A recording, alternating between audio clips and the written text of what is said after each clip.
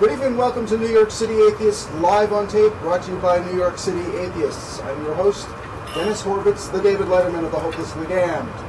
We are broadcasting, I want to call this broadcasting, we are taping from one of our Sunday brunches, and our guest this evening for you, is Dr. Vijayam, who is the Executive Director of the renowned Nyc Atheists Center in the southern city of Vijayam, which is said to be the first such atheist center in the world. The Nyc Atheist Center has won an International Humanist Award in Oslo in 1986 and was founded in 1940 by his father Gaurav, who was a close acquaintance of Mahatma Gandhi.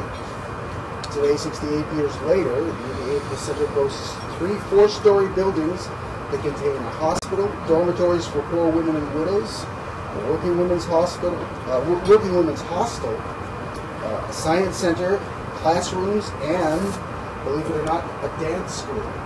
Ken, that's what we need. That's it. We need an atheist dance school. The atheist rag. The atheist rag, yes. The center today, the Nyc Atheist Center today, is operated by the 9 children of Bora and Saraswati, all of whom work in the center as doctors, engineers, teachers, or social workers. Dr. Vijayam is finishing a month-long tour, which began in Washington, D.C. and crisscrossed the United States to Minneapolis, Fresno, Long Beach, California, and back east to Philadelphia. We are very pleased and proud to have him as our guest today at New York City Atheist Brunch. It is my pleasure to introduce Dr. Vijayam.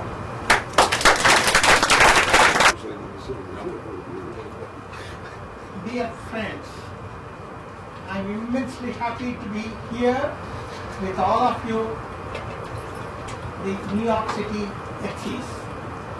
It's wonderful. America is not only a land of religion, but also of atheism, free thinking, rationalism, free thought, and secularism. We should never forget our roots in America. Our roots are in our Constitution. The Constitution emphasized on separation of religion and state. That we have to carry forward. Whenever we look to our roots, then we realize our responsibilities and how our people deviated from the path. Our politicians deviated from the path. How come you have God in God? We trust in God and the currency which is used by everyone.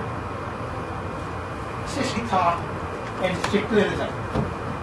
We should never forget our roots in America. Our roots are in our Constitution. The Constitution emphasized on separation of religion and state.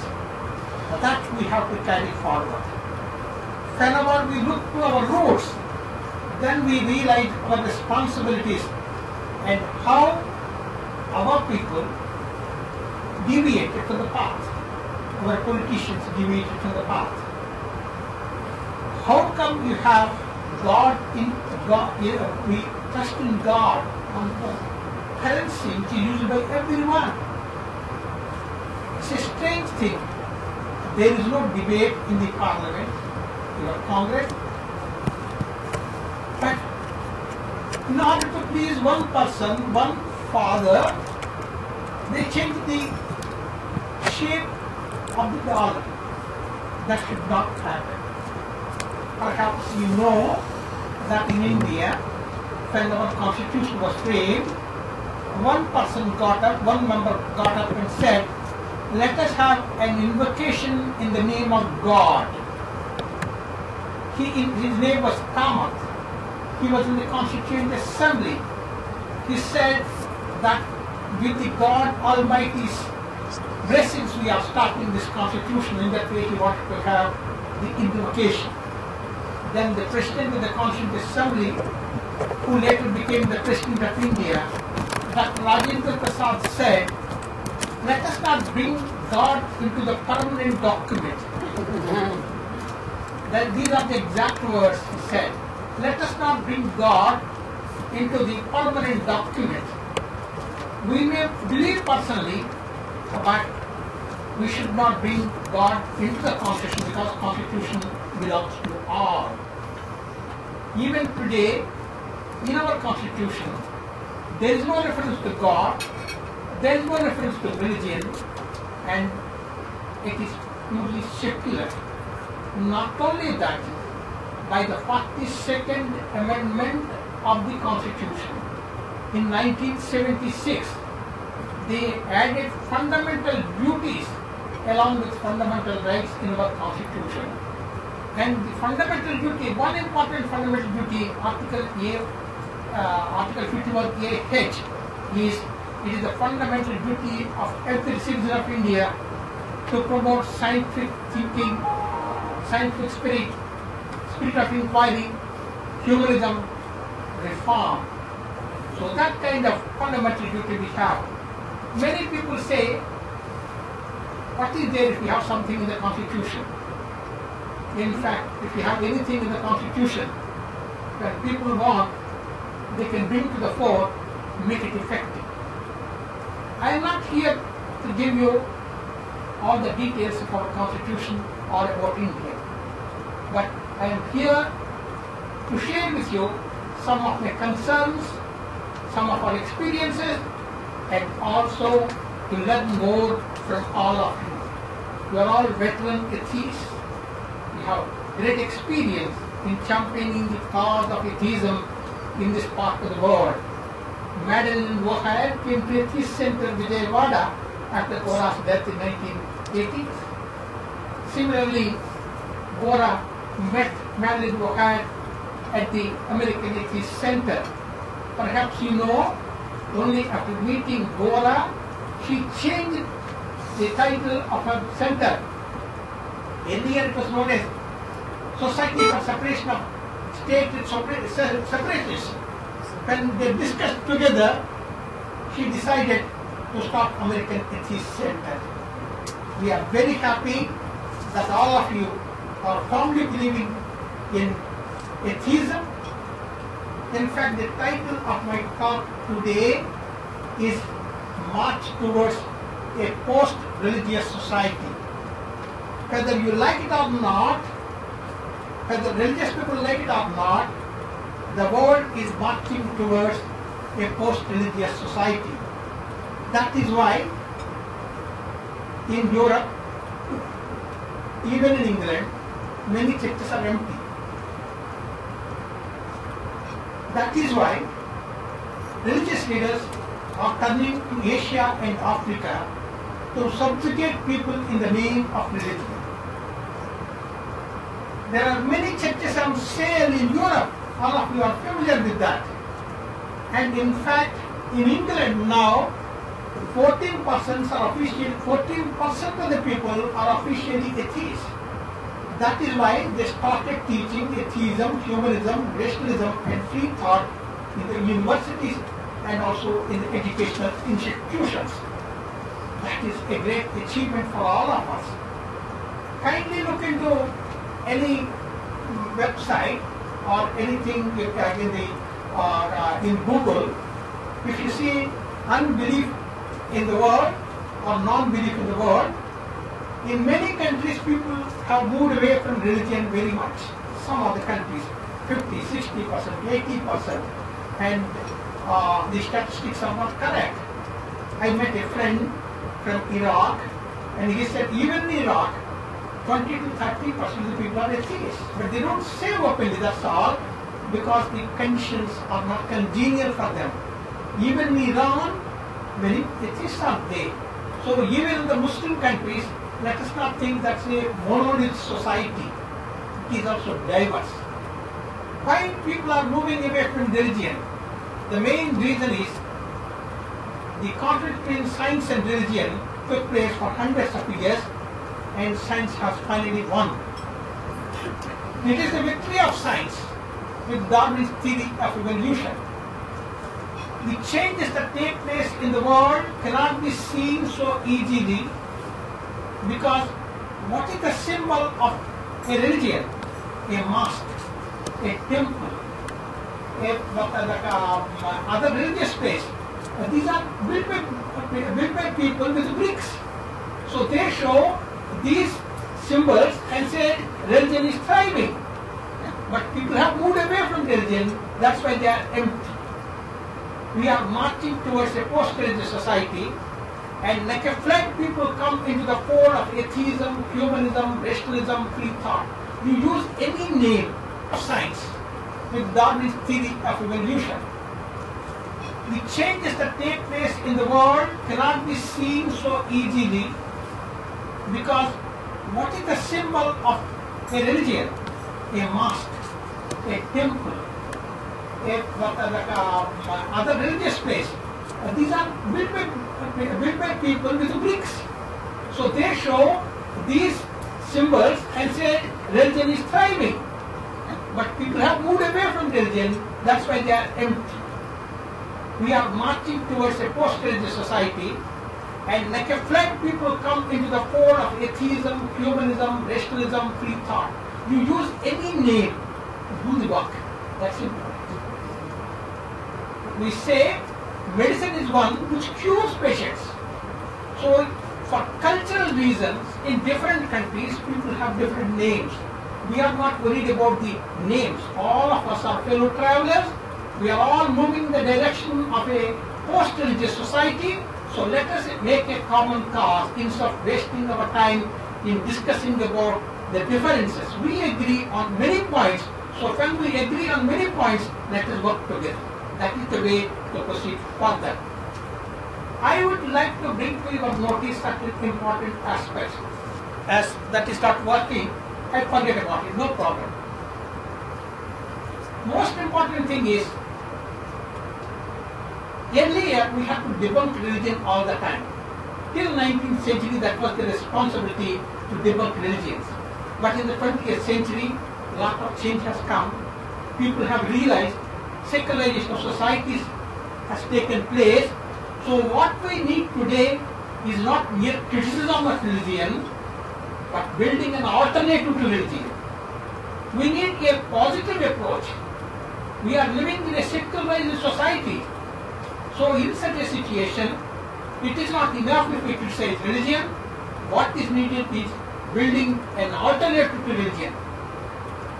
Art or music or literature or any sculpture or anything is not the monopoly of religion. It is not the monopoly of religion. It is a form of human expression. Art, architecture, sculpture, painting, drawing, or you name it, anything, all these are expressions of human thought and human imagination. What we need today is, let us not allow all these things to be away from us. We have to build an alternative literature, alternative art, alternative sculpture with human themes, or about society, about nature, about environment, about any kind of human thought that would lead to human progress. That is very important. Similarly, what religious people want is, they are happy even if we are Hindus, whether we are Christian or Muslim, they don't mind as long as they are in the fold of religion. The ecumenical movement is nothing but keeping people in like sheep in their orbit. They don't want that people should become atheists or rationalists or humanists or free thinkers. That's why they say, you follow any religion, we don't mind. They say all religions can work together. If they can work together, we can work together in a better manner by saying that we want to be free from religion. In fact, it is not enough if we have freedom of religion. What is needed today is freedom from religion. Freedom from religion, that will be the hallmark of progress. All of us, we are aiming for that thing. Another important thing is, atheism is not negative but positive. Atheism is constructive, creative, innovative, and atheism is progress. Who said atheism is negative? It is the religious people who said that. Why should we accept what others say? What we are let us show to the world. We are positive, we are constructive, we are creative, and we are innovative, and future generations will remember that atheism doesn't mean mere criticism of religion, but building alternatives to religion. This is very, very important. Otherwise what happens is, as long as we don't build alternatives, we may talk, but at our core what happens? Our children may follow the theistic way of life. Our better half sometimes stray into the religious thinking. So what we need today is build an alternative, and we have to cleanse our language from the theistic words. And similarly, when we name our children, let us take secular names. We have in our family, Gora gave us names according to the main events in the freedom struggle. Some of you might have met Labanam. Labanam means salt. And another sister's name is Maitri, the anti impact. Vidya, education. Summer of war. My name is Vijayam, victory when Congress won the elections. And we have better half sometimes stray into the religious thinking. So what we need today is build an alternative, and we have to cleanse our language from the theistic words. And similarly, when we name our children, let us take secular names. We have in our family, Gora gave us names according to the main events in the freedom struggle. Some of you might have met Labanam. Labanam means salt. And another sister's name is Maitri, the anti impact. Vidya, education. Summer of war. My name is Vijayam, victory when Congress won the elections. And we have a grandchild, his name is Wallace, Olympics, Los Angeles. When Olympics took place at Los Angeles, he was born in 1984, we named him Wallace. So in that way, let us be very creative, innovative, and bring a fresh breeze of ideas. In fact, society progresses when we think freely. Religion puts blinds on our eyes. We can't see the realities. That is why we have to take away those blinds. Let us be free. And freedom and responsibility go together. Freedom doesn't mean license. Freedom means be together, work together, bring change in society. Atheist Center was founded by Gora and Saraswati Gora in 1940, as the person who introduced me very correctly said that Atheist Center is known first world Atheist Center in the world. It's known.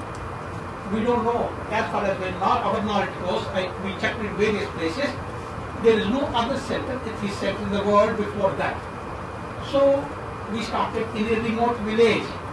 But even before that, Gora and Saraswati, founders of the Atheist Center, were brought up in a theistic atmosphere to begin with. But as scientists, they saw that eclipse takes place. Why should pregnant women should not see that? Hindu women do not see. They defied that, and nothing happened. So they have shown that this is possible. Similarly, they lived in the haunted houses. People said, oh, there are devils and demons. They will eat away. Nothing happened. They stayed there. In that way, and also people say we are able to walk on fire. We are able to walk on fire with a divine protection. Gora walked on fire and everyone walked on fire, and we demonstrated that is nothing but reward election is scientific fact. Anyone can walk on fire. Fred Edward of American Atheists of California, he came to our second World Atheist Conference in 1980. He walked on fire along with us. Nothing happened. Many people walked on fire. Sir, as long as we don't challenge, things go on. Mysteries continue. So when we examine them, everything will be different. That is why exposing of superstitions is not the main mission of atheists. It is not our main mission. In fact, it is the responsibility of theists to cleanse of their superstitions. As they are not doing it, we are doing the extra work to help them, to liberate them. So if you fight one superstition, another superstition comes. The miracle mind is the basis for superstitions. So belief in the supernatural itself is big superstition. Caste itself is a big superstition. How we get rid of them? We get rid of them when we start thinking openly, fearlessly, and look for alternatives. In Atheist Center, what we have done is, we said, caste is a superstition. So it is not enough if we say atheist. People look at us, what kind of behavior we have. Are we still observing any kind of caste customs or untouchability? So in our family, we married many untouchables. Not only ourselves. We did it first to demonstrate to others. Then we did more than 2,000 such marriages on behalf of our center. Still we are doing it. So we have to change the mindset of the people. Similarly, we never write caste and religion in the application forms when we admit our children in the schools or colleges. They challenge us. They refuse to give us admission. In a secular state, they can't do that. That is why when the Dialogue College in Vijayam refused to admit us being atheists, even though we got all the qualifications, we challenged. Immediately government said, why can't we stop your grants? Because taxpayers' money is there. Taxpayers' money is there. So why don't you admit? In that way, they had to admit all of us later. We did not join in that college. We fought for the principle. Now they are all good friends. So if we challenge, changes will come. And in the application forms when we admit our children in the schools or colleges. They challenge us. They refuse to give us admission. In a secular state, they can't do that. That is why when the Dialogue College in Vijayam refused to admit us being atheists, even though we got all the qualifications, we challenged. Immediately government said, why can't we stop your grants? Because taxpayers' money is there. Taxpayers' money is there. So why don't you admit? In that way, they had to admit all of us later. We did not join in that college. We fought for the principle. Now they are all good friends. So if we challenge, changes will come. I will tell you one instance, sir. One boy was admitted into the first standard. The school's inspector was a Muslim, so he dismissed him from the elementary school for being an atheist, for not writing caste and religion. Then immediately we took up the challenge. We went to the High Court and we got a writ, stay order, saying that it cannot be implemented because that discriminates between theists and atheists. But if I don't have property, is anyone going to insist that I should have property? So everyone should be millionaire, if that is the slogan. If we are not millionaires, are they going to exclude us from being individuals? So in that way we fought, and that boy was reinstated, and that person was dismissed from the service. What happened? The person who objected us, he was suspended immediately. The government suspended because he did not know that ours is a secular constitution. In that way, these are only illustrations. You can challenge at many places. Mandel had challenged with prayer in the schools, and it was a great thing. Similarly, someday you have to challenge the currency note that is in circulation in the United States. And you should say that as currency, the dollar note belongs to all. It should not be there as in God we trust. So that kind of challenge is required. And we challenge them. They listen to our words and we say with force. And that force will come when we are organized. One more thing. To help fellow human beings, there is no need for belief in God or religion. But whenever there is any calamity, what the people do is they give money to the churches, temples and others. They think they alone can do charity, good charity. We say to do good or to be good, God and religion are not needed. There is no need for reference to God in religion. So whenever there are cyclones or calamities like tidal waves, and very recently we had tsunami, in all these things, this center was in the forefront helping people.